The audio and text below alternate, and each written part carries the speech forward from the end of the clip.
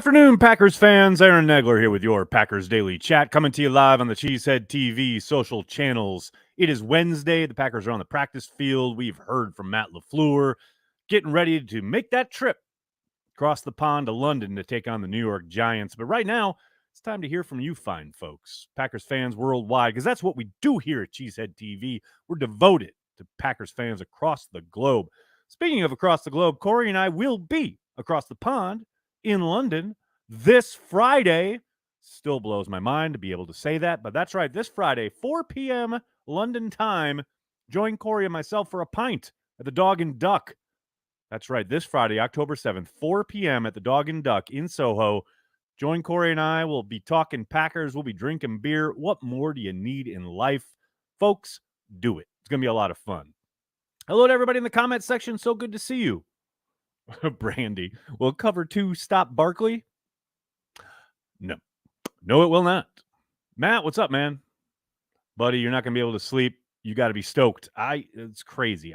The whole idea of getting on a plane tomorrow night to go to London is still not really kind of clicking with me yet. Like, I'm just kind of crazed. Although it is funny. Corey is here in the office, literally across the hall from me. He and his girlfriend just flew in, came to the studio for a second, and now they're getting ready to go JFK. They're a day ahead of me in their departure. But yeah, no, I can't believe it. I'm absolutely kind of gobsmacked that this is all happening. It's pretty great. Freed Braun, what's up? Thanks for watching the stream on Twitch. Think this is the week Rodgers has a truly MVP level performance, 4 TDs, 0 INTs.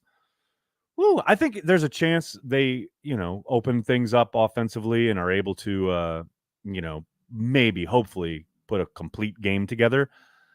What his stat line might look like at the end of it, who knows? It could be anything. It could be 1 touchdown, and there could be 3 rushing touchdowns from other people. I just want the offense to look efficient. I just want the offense to look kind of like a combination of what we saw in the second half last week, this past Sunday against the Patriots, and what we saw in the first half against the Buccaneers. I don't need Aaron Rodgers. The Packers don't need Aaron Rodgers to throw for 4 touchdowns. They just need to move the ball and score points. I think it's going to continue to be a work in progress, though. I don't think it's ever going to be, here's their coming out party, their breakout game, right? Each week is different. Each week is going to be a challenge, and I don't think that's any different against the Giants. No question. Preston, what's up, man? Thanks for the super chat. If you had to compare Watson's ceiling to any current or former player, do you have anyone in mind? Not particularly, just because he's such a freak of an athlete. My problem with comparisons is it always kind of puts undue expectations on a kid. And I know no one gives a shit what I say, so it's not like he's going to feel pressure from whatever comparison I make. But they're all just kind of, we're all just kind of grasping at straws about players that we recognize, etc. When, man, the kid's an individual, and he's got an amazing, incredible athletic ability that I don't think haven't even begun to scratch the surface of yet. So, I mean, he can be productive as hell, and I think the sky's the limit for the kid. But I think those comparisons are often really unfair. And it's always funny to me, and I know this is not what you're doing, Preston, but it is always kind of funny to me how in the draft process, right, whenever the player comparisons are made, it's always, not always, but 90% of the time it's to like a comparison to some really good player. Like, it's never like, this guy who like bounced around from practice squad to practice squad for 5 years. He reminds me of that guy. It's never that, right? Aaron, who was the signing we got this summer that Rick wanted us to bring over for special teams, but he got hurt in camp? Do you mean Levitt? Because he's back. He's been playing. That's who I think you might be referencing, because he got hurt partway through camp in the preseason, but he has been playing these last games, man. I want to win and come out of it healthy, Kevin. That is a noble pursuit, and pretty much all you can ask for. Andrew, thanks for the super chat. I hope we go into more overtime so we can burn more timeouts. I love it. I'm losing my mind, Nags. Yeah, the timeouts, that's never going to change. Like, it doesn't matter. They're always going to burn them in the second half and not care about it. It's who they are. They want to get into, quote, the perfect play. Although, who was it? Was it yesterday here on it was on Transplants. Whoever it was had that comment, I think her name was Wendy. Like, they always take timeouts on third down and then immediately get sacked. That made me lose my mind. That was hilarious. What do you got, Chris? Thanks for the super chat. Do you think Amari Rodgers might be in danger of being replaced by Dobbs, Watson, or other? You mean as a returner? No. I mean, it's pretty clear he's been replaced as an option from scrimmage, but as a returner, no, I don't think so. Jason, man, I think the Packers defense needs to do better stopping the run this week. Jason, I got to say, I agree with your police work there. No doubt about it. Celebratory timeouts. Woo. I'm at the game on Sunday. Paul, me too. I'll see you there. Jack John just stopped by Sendix in Grafton, and they said they're clean out of Carry the G. Any word on when they'll be done brewing more? It's quickly become one of my favorite beers. Oh, that's really nice of you to say. Yeah, that was it was one of the things we talked with Gathering Place about when we first kind of were basically entering a moment where, okay, this is really going to happen. It's like Corey and I had suspected like initial interest would be strong. We never in a million years thought it would be as kind of fervent as it's become. So because of that, we are on Gathering Place's schedule, and I know they have a big opening where they will be brewing a lot more, and they will be delivering a lot more to all the other outlets. I know Woodman's in Green Bay right now. It probably has the monopoly, but as far as like how long it'll take, I would say another week probably. But rest assured, they are brewing as much as they can, as quickly as they can. And the more you make noise, by the way, people, I'll say this for everyone watching and listening later, the more you make noise at your local joint about wanting it, if you're in Wisconsin, the more they can bug Gathering Place, and the more they'll have to allocate more time and resources to brewing our beer. So, just bug your local shop. Bug the people at your favorite bar. Let them know you want Carry the G. What else we got, folks? What else we got? We got Tyler. What's up, man? Thanks for the super chat. Greetings from JFK. Not flying to London, sadly. Italy for a wedding. Oh, what a tough life. You're not going to London, but you're going to Italy for a wedding. Okay. We'll need to find a stream or bar. Have a great trip. Go pack your bags. Go. Tyler, if you only knew how true that last part is. I was speaking with a girlfriend this morning because she asked, have you packed yet? And I was like, are you kidding? I don't fly till 8 o'clock on Thursday. I'll probably pack around 4 tomorrow afternoon, please. Come on. Uncultured. What's up? Thanks for the super chat. Nags, today's tunes are London Calling and Rock the Casbah by The Clash. Also, She's a Rainbow and One Hit to the Body by the Rolling Stones. Always count on Uncultured to bring it, baby. Love every one of those. Outstanding. I will say, I've tried to avoid listening to London Calling in the last couple weeks just because it feels really cliched. But as of this morning, I can't stop listening to it. Dusty, I'm loading my truck up with Carry the G when I attend the Cowboys game to bring back the North Dakota. That's the way to do it, baby. Stop on by the Rush Center, the Plaza Pit Stop. Corey will be there. You can say hi to him prior to the Cowboys game. Oh, and as Corey mentioned last night on Packer Transplants, I will be in Green Bay for the Jets game. I will be at the Plaza Pit Stop prior to 3 hours prior to kickoff. So that's 9 a.m. because it's the one of the few noon kickoffs that the Packers have. That's right. Join me at the Plaza Pit Stop for the Jets game. 3 hours prior to kickoff. Unlike Banky, I'm not buying people beers. All right. So just get there, buy your own damn Carry the G, and let's hang out, drink a few, and talk some pack. Be there, people. It's going to be a lot of fun. I can't wait. I'll be in New York City while you're in London. Favorite pizza in Lower Manhattan? Ooh, Tom, good question. Lower Manhattan. How low are you talking? Can't say I'm overtly familiar with Lower Manhattan, especially pizza joints. I will say, just don't if you come here, don't go to a chain. Whatever you do, just any mom and pop place, any spot that looks dirty or grimy or dingy, that's where you want to go. 100%. Does the run defense struggle against power runs in particular? Good question, Callum. I wouldn't say so. I don't think it's a question of, the other team is loading up personnel-wise and running power schemes. I do think they've struggled mightily up front just to disengage, to get off blocks. And to Matt's point on Monday, they need to play more physical.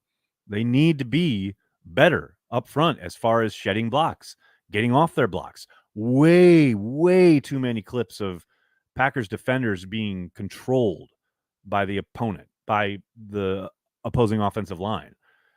And now some of that's, physicality, some of that's technique. But, all of that has to be much, much better. Yeah, I don't think it's a particular style of run. I don't think it's a particular type, or scheme or what have you. They just need to be a lot more physical and a lot more technique driven up front overall. And I'm talking defensive linemen, outside backers, everybody. Chris, thanks for the super chat. Tyler, check out Abbey Theater Irish Pub in Rome. Saw Packer games there a couple times. There you go. Packers fans helping Packers fans. There you go, Tyler. While you're in Italy, Abbey Theater Irish Pub in Rome. I don't know if you're going to be anywhere near Rome. You did say Italy, but I don't know. Best New York slice? Oh, my God. The best New York slice used to be this podunk little mom and pop place under the train at Ditmars. Oh, my God. It was fucking heaven. And then they closed and became an artichoke pizza for a while. That is only good if you're completely drunk at like 2 a.m. Right now, that's a really good question. Right now, I don't even have a favorite New York slice. Probably Portobello, where I go with my girls on Friday nights. They have a brick oven pizza, old school style. That's phenomenal. And they do every kind. They do like the grandma slices. They do the Sicilians. They do every type. But, man, the traditional brick oven pizza, you get a slice of that. That's a little bit of heaven right there. What's the word on Amos? Ford looked pretty good in his absence. Matthew, excellent question. Was not practicing today. So obviously you hope you see him out there later. But I think with the trip, everything around it, I'd be surprised if he goes, given that he wasn't out there this afternoon. There's no reason to rush him back. Never want to play around with head injuries, obviously. And clearly he's still in the protocol. So I just think they'll most likely sit him until the Jets game, at least. That's my guess.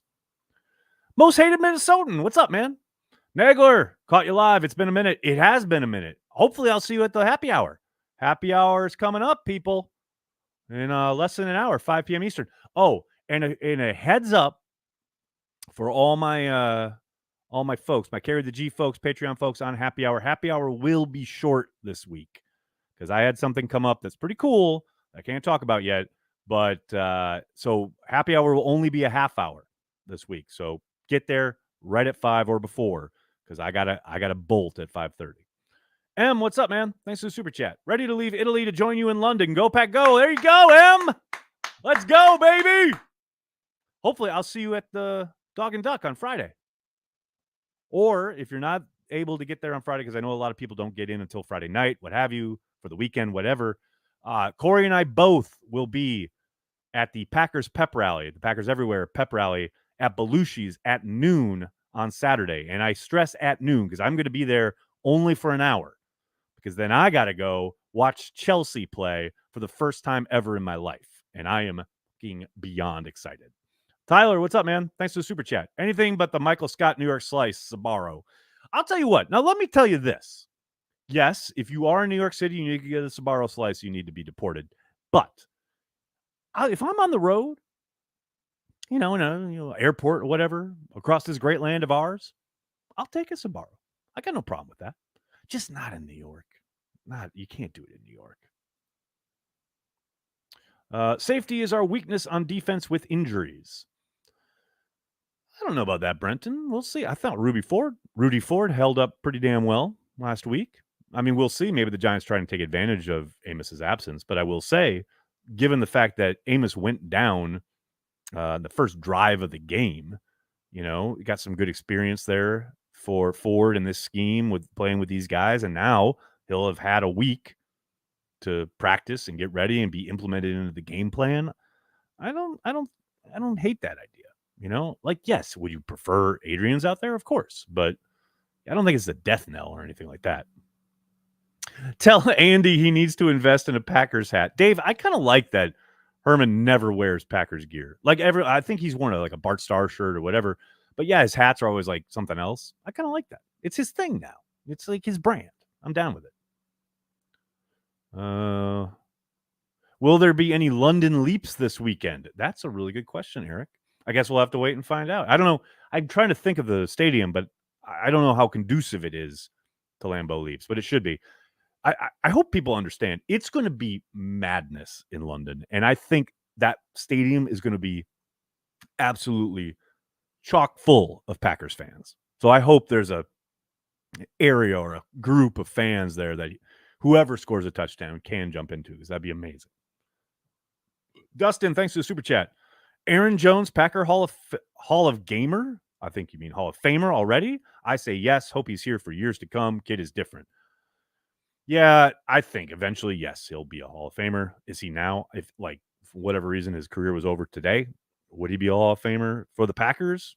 I got to say yes, given where he's at in the record books. But you never know. Politics always comes into play. Who knows? But yes, I would think so.